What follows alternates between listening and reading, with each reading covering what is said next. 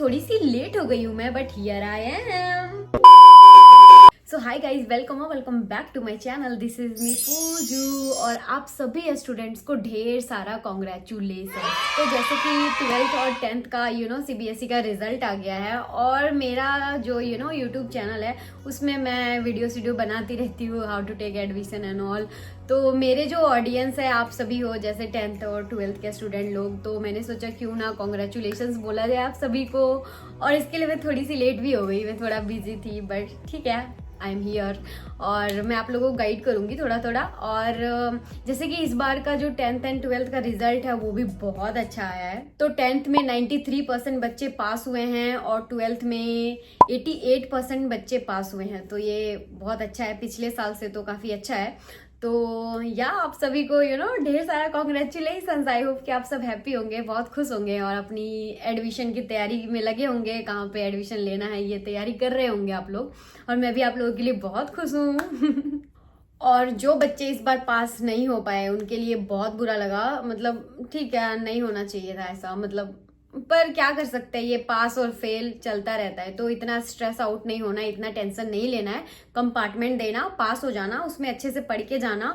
और 1-2 नंबर के लिए भी बच्चे इस बार थोड़ा बहुत फेल हुए हैं और ठीक है। अब एक दो मतलब ज्यादातर आई थिंक इस बार साइंस में, केमिस्ट्री और फिजिक्स में लगा है बच्चों का कंपार्टमेंट, और जो बाकी के बच्चे हैं जैसे फाइनेंस वगैरह के उनमें भी थोड़ा थोड़ा है। तो ठीक है, कोई बात नहीं, होता रहता है। तो इतना टेंशन मत लो, कंपार्टमेंट की तैयारी करो और दे दो एग्जाम, पास हो जाओगे।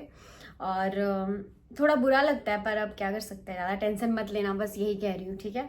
और हाँ ठीक है। तो आप लोगों को शायद नहीं पता होगा, मेरे भाई ने भी इस बार 12th का एग्जाम दिया था। उसने साइंस लिया था और फिजिक्स केमिस्ट्री मैथ थी उसकी। और मेरा भाई का नाम रोहित है एक्चुअली। तो उसने भी, और उसका भी एग्जाम काफी खराब हुआ था, उसका केमिस्ट्री उतना अच्छा नहीं हुआ था। तो हम लोगों को ऐसा था कि शायद वो पास नहीं होगा केमिस्ट्री में और नंबर खराब आ सकते हैं। पर हाँ, होपफुली वो पास हो गया। वो उसने फर्स्ट डिवीजन से पास किया है, 67% आया है उसको। पर हाँ, उसका केमिस्ट्री में थोड़ा सा नंबर कम है, पर चलो अच्छा हुआ वो पास हो गया। तो उसकी भी अभी एडमिशन होने की तैयारी चल रही है। तो जैसे कि मतलब हमें डर था कि उसका रिजल्ट कैसा होगा। केमिस्ट्री बहुत खराब गया था, लिटरली वो बहुत ज़्यादा टेंशन में आ गया था, बहुत रो रहा था कि केमिस्ट्री का एग्ज़ाम अच्छा नहीं गया, पास होगा नहीं कि कोई भरोसा नहीं है ऐसा। तो फिर हम लोगों ने भी उतना ध्यान नहीं दिया, हमें बोले ठीक है अभी रिजल्ट आने दो, फिर सोचते हैं क्या एडमिशन करना है, कैसे एडमिशन करना है। तो फिर जी मेंस जो होता है वो भी उसने नहीं दी, क्योंकि हमारा प्लान था पहले मैथ लेने के लिए, कि मैथ एंड कंप्यूटर साइंस भी ली थी उसने। तो हमें प्लान था कि हम उसको बीटेक वगैरह कराएंगे। तो फिर इस तरह से स्ट्रेस आउट होने की वजह से हमने जी मेंस वगैरह का एग्जाम उसको अपेयर नहीं करवाया, फिर और भी कोई एग्जाम्स नहीं करवाए। तो अभी उसकी डायरेक्ट एडमिशन ही करवाने वाली हूँ मैं। तो मैंने अभी ये जो एलपीयू है, लवली प्रोफेशन यूनिवर्सिटी, इधर ट्राई करवा रही हूँ। और कल ही मैंने रजिस्ट्रेशन फॉर्म भरवाया उसको उधर का। तो होपफुली उसकी उधर एडमिशन होगी एलपीयू में, अब देखते हैं क्या होता है। तो हाँ फिर ऐसा हुआ। और आप लोग भी कहीं ना कहीं एडमिशन लोगे ही, तो उसी के रिगार्डिंग थोड़ी थोड़ी डिटेल बताती हूँ। सो आप लोगों को थोड़ा हेल्प होगा। जो लोग बहुत ज़्यादा कंफ्यूजन में है कि क्या लेना चाहिए एडमिशन, क्या एडमिशन नहीं लेना चाहिए, तो देखो इसमें तो कंफ्यूजन होगी ही, मुझे भी हो रही थी जब मैं एडमिशन ले रही थी। तो मैं सोच रही थी कि मैं किस में अच्छी हूँ, क्या कर सकती हूँ, ओवरऑल ऐसा सोच के मैंने बस एडमिशन ले लिया था।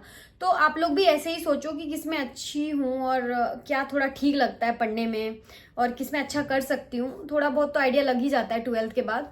तो ऐसा सोच के एडमिशन ले लो। और बहुत ज्यादा अगर कंफ्यूजन में हो, मतलब सोच ही नहीं पा रहे हो, तो नेट पे सर्च करो क्या बेटर है क्या बेटर नहीं है, कंपैरिजन करो और अलग अलग वेबसाइट्स पे फीडबैक्स देखो, प्लेसमेंट के फीडबैक्स देखो, कोर्सेज के फीडबैक्स देखो, सारी चीजें देखो, रिसर्च करो और एडमिशन ले लो। इतना भी मत कंफ्यूज होना कि जैसे कि मुझे बहुत कमेंट्स आते हैं, बहुत ज्यादा मैसेज आते हैं कि दीदी मैं बहुत कंफ्यूजन में हूँ, ये करूँ या वो करूँ। तो ले लो बस किसी एक को ना अच्छे से रिसर्च करके, ठीक है। और सेकेंड थिंग कि बहुत लोग डायरेक्ट एडमिशन लेना चाहते हैं, तो जिन यूनिवर्सिटी के बारे में मैं जानती हूँ, जिनके बारे में मुझे नॉलेज है, तो एक चंडीगढ़ यूनिवर्सिटी, चितकारा यूनिवर्सिटी, एक LPU के बारे में भी थोड़ा मुझे नॉलेज है, और MIT, इन सब में भी डायरेक्ट एडमिशन हो जाती है। तो इन यूनिवर्सिटीज के अपने टेस्ट होते हैं, जैसे LPU का अपना अलग टेस्ट है, चितकारा का अलग टेस्ट है, चंडीगढ़ का अलग टेस्ट है। तो इन सबको टेस्ट देके आप यहाँ पे डायरेक्ट एडमिशन ले सकते हो, पर हाँ उन टेस्ट में आपको पास करना पड़ेगा। मतलब इंट्रेंस एग्जाम है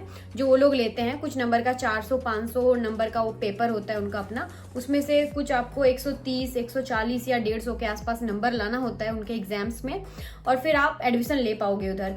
और आपको एडमिशन कैसे लेना है, रजिस्ट्रेशन कैसे करना है, तो ऑफिशियल वेबसाइट्स पे जाओ जो भी यूनिवर्सिटी है, और उधर उसका रजिस्ट्रेशन फॉर्म अभी तो इस टाइम पे ज्यादातर यूनिवर्सिटीज का ना रजिस्ट्रेशन फॉर्म लाइव है, ठीक है। तो जाके उधर अप्लाई करना। किसी किसी यूनिवर्सिटी में फीस होता है 1000 रुपया, 2000, किसी किसी में 5000 भी होता है रजिस्ट्रेशन फीस एग्जाम के लिए। तो फॉर्म अप्लाई करना, फिर एग्जाम देना। सेंटर लेवल पे भी एग्जाम होता है, मतलब सेंटर भी चॉइस कर सकते हो एग्जाम देने के लिए उस एग्जाम को, एंट्रेंस एग्जाम को, और ऑनलाइन घर पे भी दे सकते हो। तो मेरे भाई का जो रजिस्ट्रेशन हुआ है ना कल, तो उसका जो मैंने एग्जाम मतलब सेलेक्ट किया है वो सेंटर पे जाके करवाया है, मतलब सेंटर के लिए किया है। तो वो एक कैफे में जाएगा और वहां पे जाके एग्जाम देगा। तो ऐसे भी एग्जाम दे सकते हो, और एग्जाम दो, उसके बाद तुम्हें वो आगे का प्रोसीजर बताएंगे, फीस वगैरह बताएंगे, डॉक्यूमेंटेशन सबमिशन वगैरह वगैरह बताएंगे, और फिर इसी तरह से धीरे धीरे आपकी एडमिशन हो जाएगी। पर हाँ, जो भी फॉर्म भरो ऑफिशियल वेबसाइट पे ही भरना, कहीं इधर उधर मत भरना। आजकल बहुत सारे स्कैम्स हो रहे हैं, और कोई भी अगर आपको बोलता है कहीं भी मैसेज में या फिर ईमेल पे किसी तरह की कॉल आए कि डायरेक्ट एडमिशन यहाँ पे हो जा रहा है ऐसे बिना एग्जाम के, ये वो दिस दैट, तो मत जाना। किसी को भी सीट बुकिंग के लिए पैसा बिल्कुल मत देना। पिछले साल एक केस हुआ था एक स्टूडेंट के साथ, तो मुझे पता था, मतलब मेरे को बताया गया, बाद में मुझे पता चला, उस लड़की ने मुझे रीच आउट किया, तो मैंने हेल्प भी की कि मतलब पैसे उसके आ जाए वापस। बट अब वो नहीं हो सकता, क्योंकि जिसने उसका पैसा लिया था उसका कुछ इन्फॉर्मेशन ही नहीं पता लगा। वो एक्चुअली यूनिवर्सिटी का आदमी था ही नहीं जिसने पैसा लिया था, तो सीट बुकिंग के नाम पे उसने उससे पैसे ले लिए, और फिर बाद में जब पता लगा कि ये कोई आदमी है ही नहीं यूनिवर्सिटी का, तो पैसे चले गए बस।